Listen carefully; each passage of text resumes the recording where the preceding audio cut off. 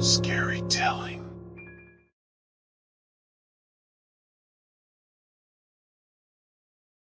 Growing up with cats and dogs, I got used to the sounds of scratching at my door while I slept.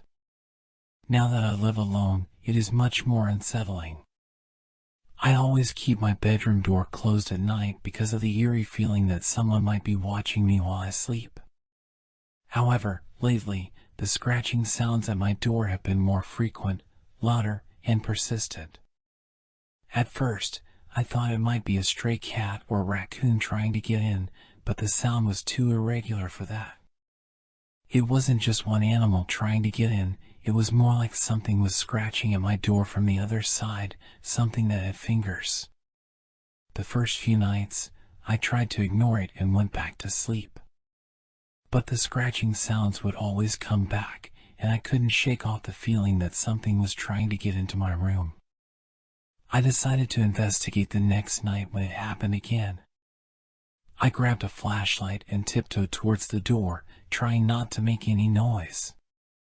The scratching continued, but it stopped as soon as I reached the door.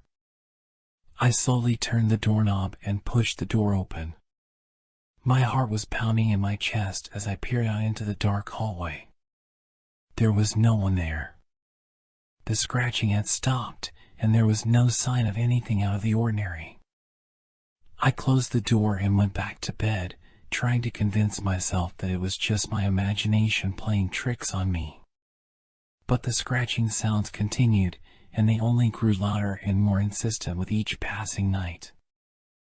I tried to ignore them, but they always seemed to be right outside my door, waiting for me to open it. One night, I decided to try and catch whatever was making the scratching sounds in the act. I set up a camera outside my door and waited for the scratching to start. Sure enough, around midnight, the scratching started again, and I could hear it even from under my covers. I got out of bed and tiptoed towards the door, my heart racing with fear and anticipation. I took a deep breath and slowly turned the doorknob, ready to catch whatever was on the other side. As I pushed the door open, a chill ran down my spine. There, standing in the hallway, was a figure that looked like a woman, but her eyes were sunken and her skin was pale and translucent.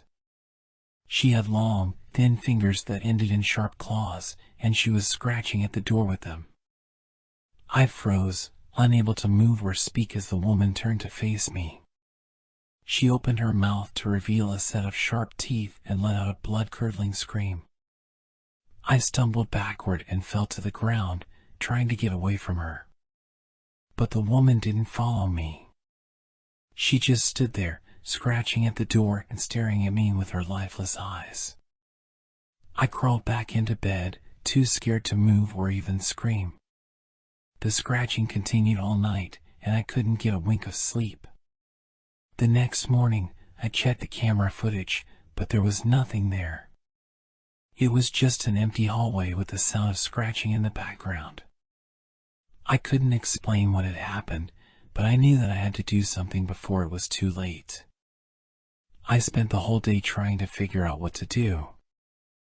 I didn't want to call the police because they would think I was crazy, but I also didn't want to stay in my apartment with that thing scratching at my door every night. I decided to call a friend who had some experience with the supernatural. She had once told me that she could see ghosts and spirits, and I hoped that she could help me figure out what was going on. When she arrived, I told her everything that had happened, and she listened intently. She didn't seem surprised or scared, which made me feel a little better. She asked to see the camera footage and watched it carefully. After a few minutes, she turned to me and said, "You have a demon haunting you." I was shocked. A demon? I had never believed in that kind of thing before, but the way she said it made me believe her. "What can I do?" I asked, desperate for a solution. "You have to perform an exorcism," she said, "but it's not something you can do alone. You need a professional." I didn't know where to start, but my friend gave me the name of a man who specialized in exorcisms. She warned me that it wouldn't be cheap, but it was the only way to get rid of the demon for good. I called the man and arranged for him to come to my apartment the next day. I was nervous and scared, but I knew that it had to be done. The exorcist arrived early in the morning, carrying a bag full of strange-looking objects. He told me that he needed to prepare the apartment before he could start the exorcism, and he asked me to leave for a few hours. I spent the day at a nearby coffee shop, trying to keep my mind off what was happening in my apartment. I couldn't help but worry that the demon would hurt the exorcist or me. When I returned, the exorcist had set up a circle of salt around my apartment, and he was burning sage to cleanse the space. He explained that he needed me to be present for the exorcism because the demon was attached to me, and I had to be the one to confront it. He gave me a necklace made of salt and told me to wear it during the exorcism. He also warned me that the demon would try to trick me and make me doubt myself, but I had to stay strong and not give in to its lies. The exorcism was intense and terrifying. The demon put up a fight, and I could hear it screaming and scratching at the door. The exorcist chanted prayers and held up holy water, trying to weaken the demon's hold on me. At one point, the demon spoke to me in a voice that was not its own. It told me that it was my dead grandmother and that it loved me. But I knew that it was a lie, and I refused to believe it. Finally, after what felt like hours, the exorcist yelled out a final prayer, and the demon was gone. The scratching stopped, and the apartment felt peaceful and quiet. I thanked the exorcist and paid him the hefty fee, feeling grateful that I could finally sleep without fear. But as I settled into bed that night, I couldn't help but wonder if the demon was really gone for good. For a few days after the exorcism, everything seemed to be back to normal. I slept soundly, and there were no strange noises or feelings in my apartment. But then, one night, I woke up to the feeling of something brushing against my leg. I sat up and turned on the light, but there was nothing there. I tried to convince myself that it was just my imagination, but the feeling of unease lingered. The next few nights were worse. I heard strange whispers in the dark, and I felt like something was watching me. I started to see shadows moving in the corners of my vision, but when I turned to look, there was nothing there. I knew that the demon was back, but I didn't want to believe it. I thought that the exorcism had worked, and I didn't want to go through that kind of terror again. But I couldn't ignore it any longer. The scratching at the door had returned, and this time it was louder and more aggressive than before. It felt like the demon was trying to break down the door to get to me. I knew that I had to do something, but I didn't want to call the exorcist again. I had already spent so much money, and I didn't know if it would even work a second time. I decided to try to find a different solution. I researched online, looking for anything that could help me get rid of the demon on my own. I found a few articles about banishing spirits using herbs and crystals, and I decided to give it a try. I went to a local shop that sold metaphysical items and explained my situation to the woman behind the counter. She recommended a few different things, including sage, lavender, and black tourmaline. I followed her instructions, burning sage and lavender throughout my apartment and carrying the black tourmaline with me everywhere I went. For a few nights, it seemed like it was working. The scratching stopped, and I felt like the demon was gone. But then, one night, I woke up to the sound of laughter. It was a strange, high-pitched laugh that sounded like it was coming from inside my head. I sat up in bed, feeling like I was going crazy. Suddenly, I felt a cold hand on my shoulder, and I screamed. I turned on the light, but there was no one there. I was alone in my apartment, but I knew that the demon was still with me. I tried everything that I could think of, but nothing seemed to work. The demon was always there, lurking in the shadows and making me feel like I was going insane. One night, I was lying in bed, feeling defeated and scared. I didn't know what to do or where to turn. That's when I heard a voice whisper my name. It was a soft, gentle voice, and it sounded familiar. I sat up in bed, looking around my apartment, but there was no one there. Then, I saw her. My grandmother, standing at the foot of my bed. She looked just like she had before she died, wearing her favorite blue dress and smiling at me with love in her eyes. I didn't know what to do. Was this a trick from the demon? Or was my grandmother really there, trying to comfort me? I reached out to touch her, and my hand went right through her. She disappeared, and I was left alone in my apartment once again. I didn't know what to make of it, but I couldn't shake the feeling that something important had just happened. Was my grandmother trying to send me a message? Or was it all just a hallucination brought on by the demon's influence? The next day, I decided to visit my grandmother's old house. It had been years since I had been there, but I felt like I needed to go back. As soon as I stepped inside, I felt a sense of nostalgia wash over me. The house was just as I remembered it, with the same old furniture and decorations that my grandmother had loved. I made my way to the attic, where my grandmother had kept all of her old belongings. As I rummaged through boxes and old trunks, I found an old diary. It was my grandmother's diary, filled with entries from when she was a young girl. I started reading, hoping to find some clue as to why she had appeared to me in my apartment. As I read, I learned that my grandmother had also had experiences with the supernatural. When she was a child, she had seen spirits and heard strange noises in her house. But she had always been able to banish them using a special ritual that had been passed down in her family for generations. The ritual involved using certain herbs and crystals, just like the woman at the metaphysical shop had recommended. But there was one crucial step that I hadn't known about. I needed to call upon my ancestors for help. I didn't know much about my ancestors, but I knew that my grandmother had always been proud of our family history. I decided to do some research and try to learn more about my family's past. As I delved deeper into my family history, I found out that my ancestors had been involved in some dark practices.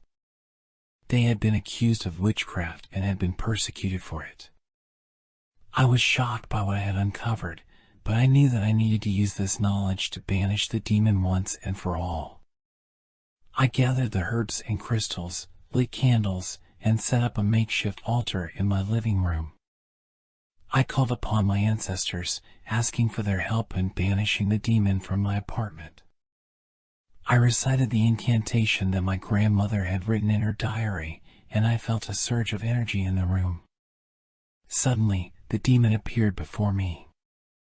It was the most terrifying thing I had ever seen, with eyes that seemed to glow in the dark and a voice that was like nails on a chalkboard. But I didn't back down.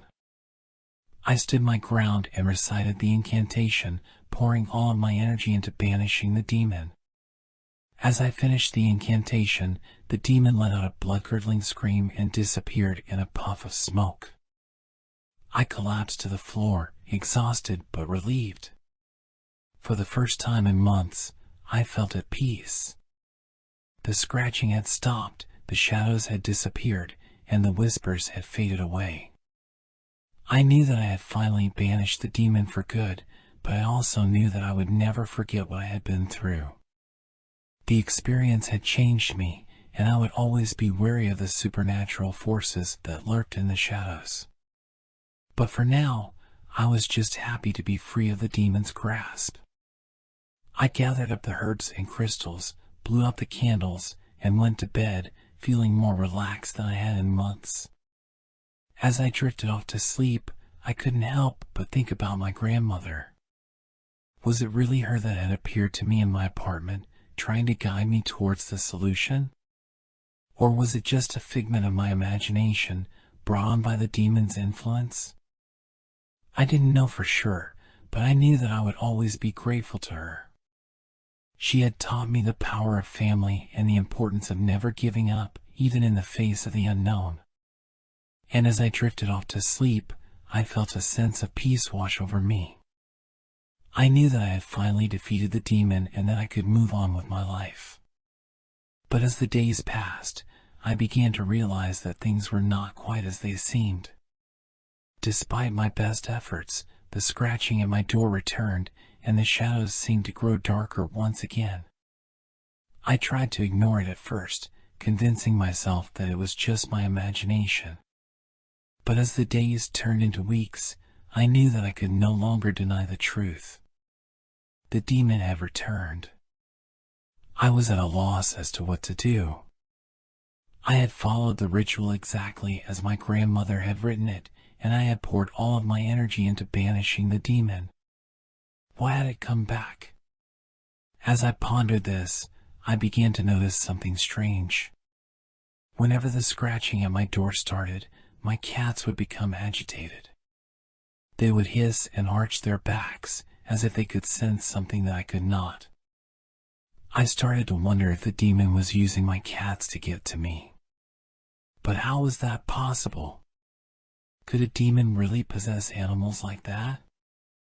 I knew that I had to find a way to stop the demon once and for all. I went back to the metaphysical shop, hoping that the woman there could offer some advice. When I told her about the scratching and the shadows, she nodded knowingly. "You're dealing with a very powerful demon," she said. "One that won't be easily banished." I felt a sinking feeling in my stomach. If the demon was really that powerful, what chance did I have of defeating it? But the woman was not done. "There's one thing that you can do," she said. "You can perform a binding ritual. It won't banish the demon, but it will keep it from harming you." I was desperate at this point, so I asked her to tell me more. She gave me a list of ingredients that I would need, including a lock of my hair, a black candle, and a piece of cloth. She explained that I would need to light the candle and place it on the cloth. Then I would need to tie the cloth around the candle, using my hair to bind it in place. As I did this, I would need to recite the incantation that she had given me. This would create a barrier around me, keeping the demon from getting too close. It sounded crazy, but I was willing to try anything at this point. I gathered the ingredients and performed the ritual, pouring all of my energy into it. As I finished the incantation, I felt a sense of power wash over me. The candle burned bright, and I knew that the demon would not be able to harm me. For a while, things seemed to calm down. The scratching stopped, and the shadows retreated once again. But I knew that it was only a matter of time before the demon returned. And when it did, I would be ready for it. I had faced it before, and I would face it again. I had learned the power of family and the strength of my own will. And I knew that no matter what the demon threw at me, I would be able to withstand it.